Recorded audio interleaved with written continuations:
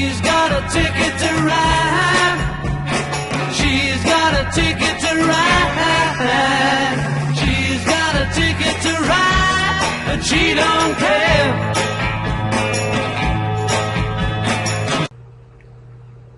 Welcome everybody, we've got episode 3 this time of Ticket to Ride, my round 3 game from the Ryde-Eastwood Open that was recently completed in Sydney.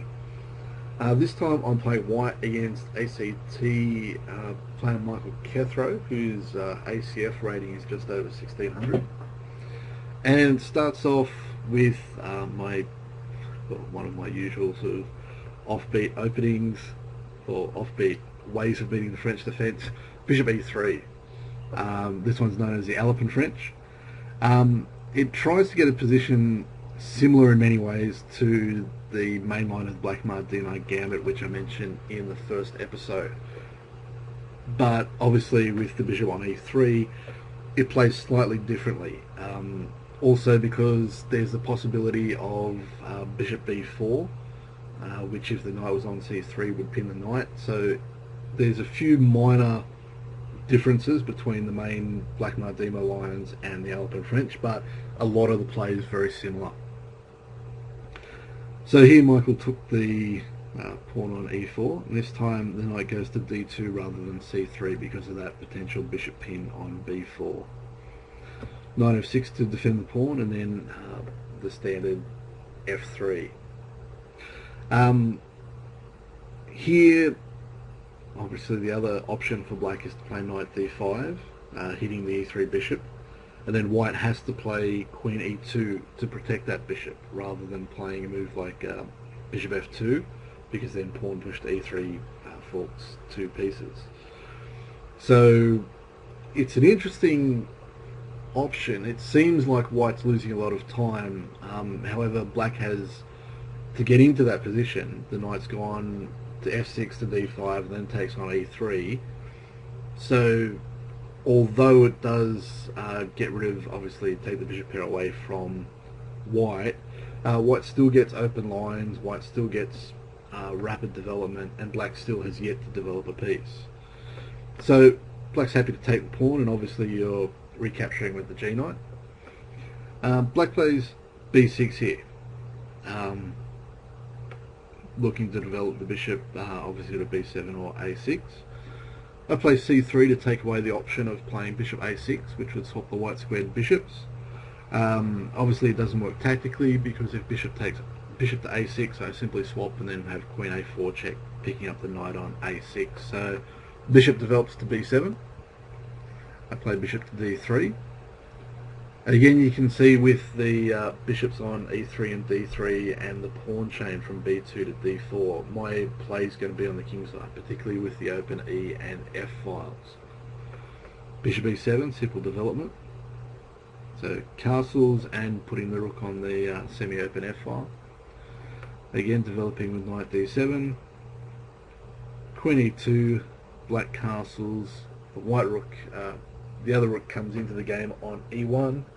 And then a standard kind of break in this sort of position, and just generally in the French defence, C5 for black.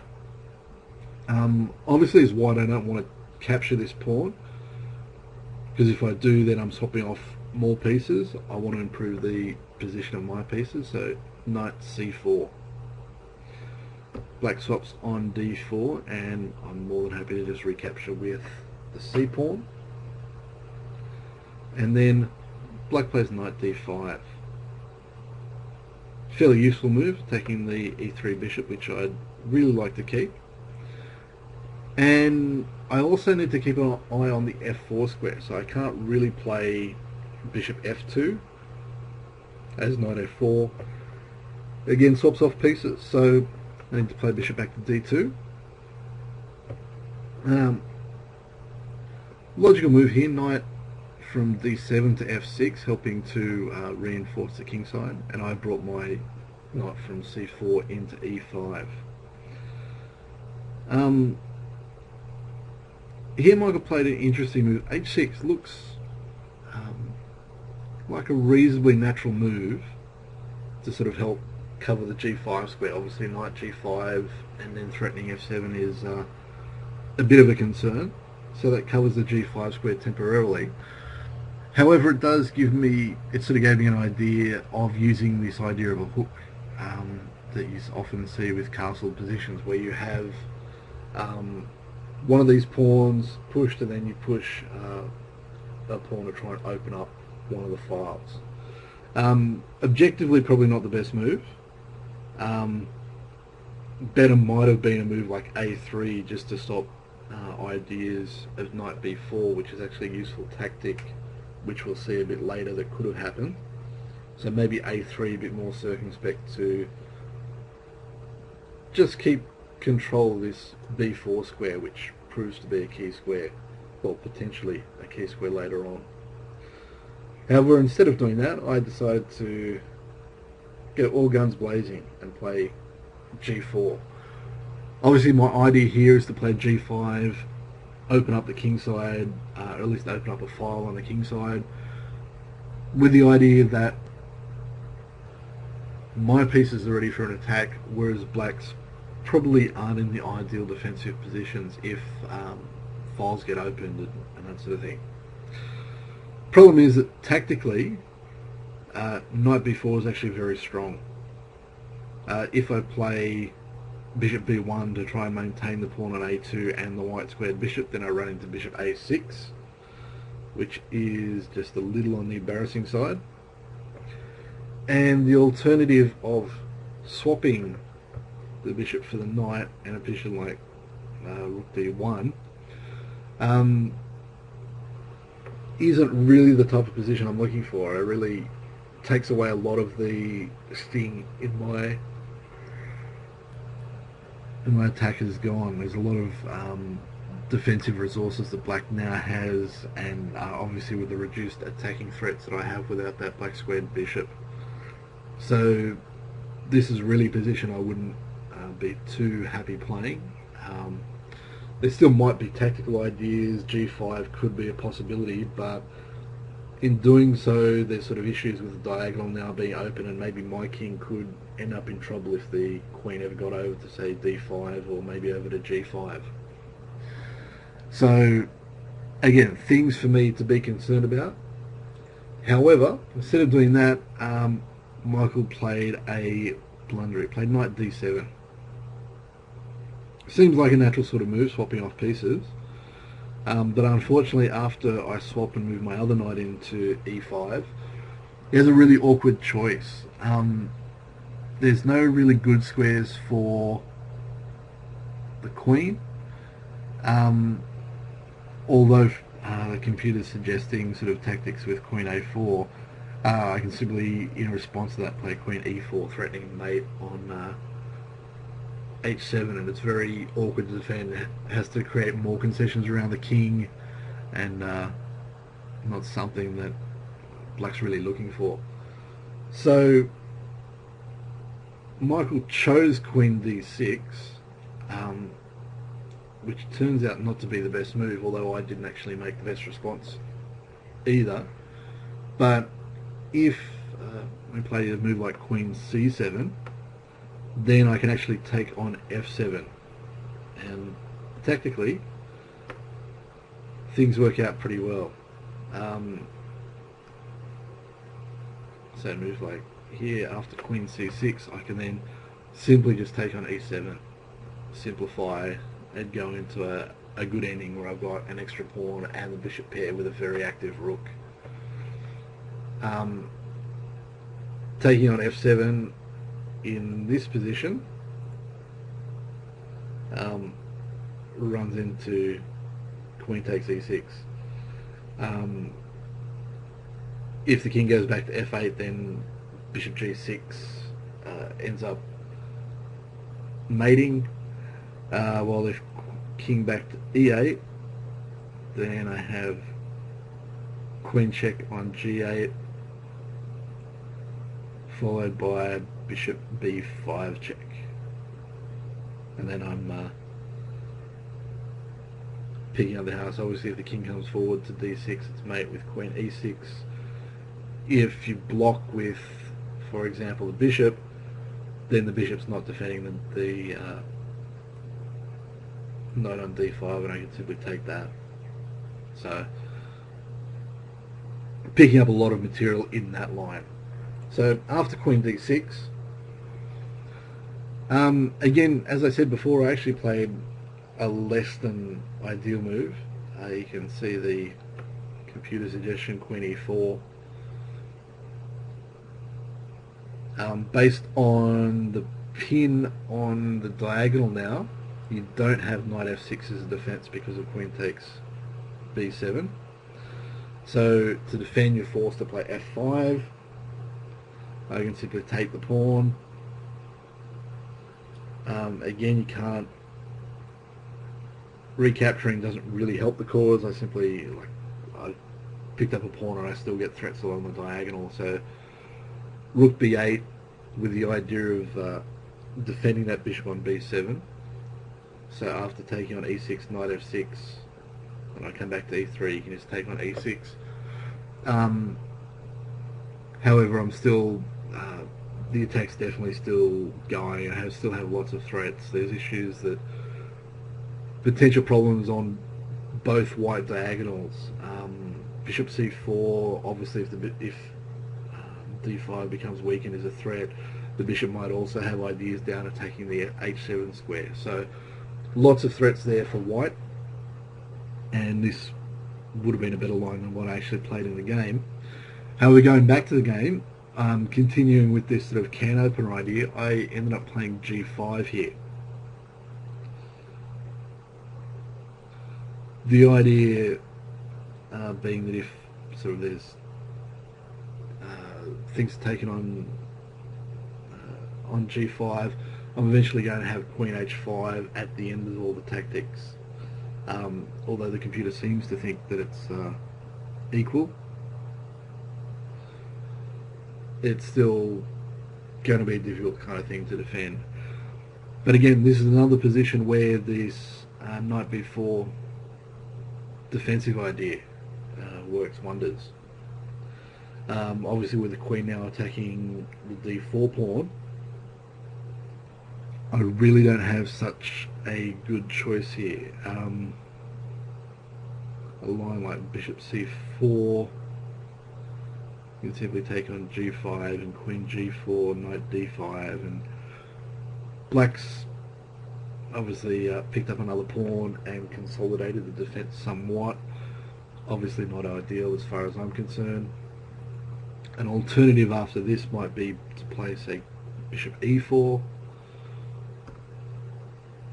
takes, and if queen f2, bishop c5, swap in king h1, knight d5,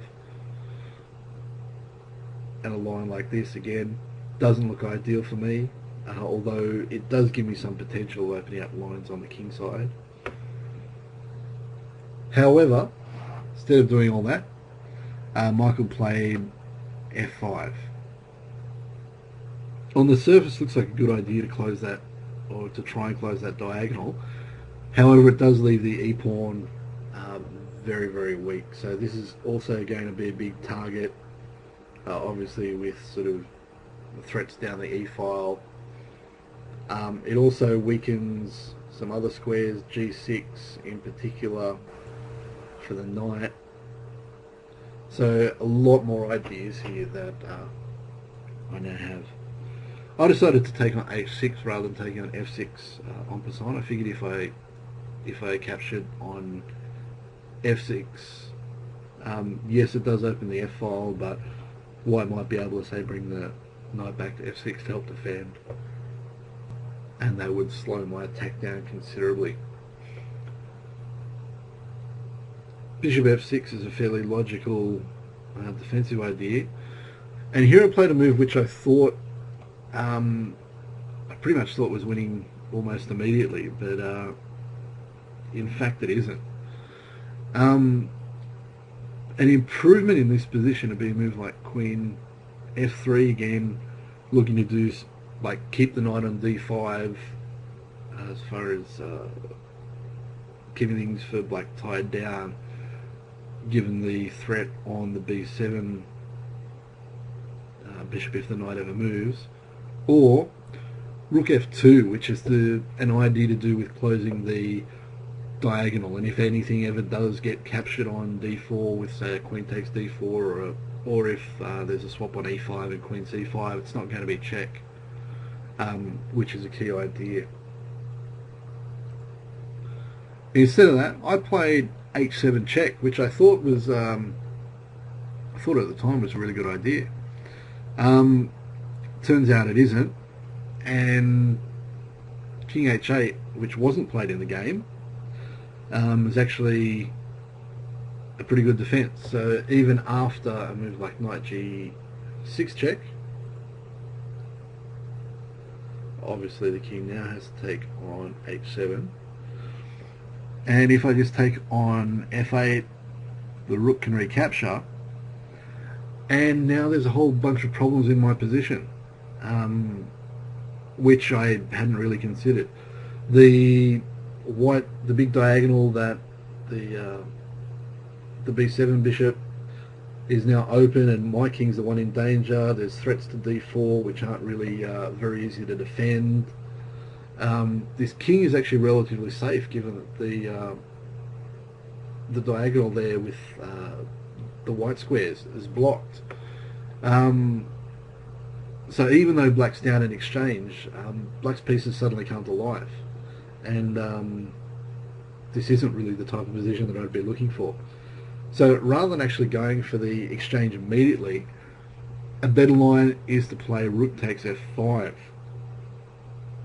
The idea being here that after pawn takes, then you throw in knight g6, and then take on f8, and with the e-file open, that knight's actually immune.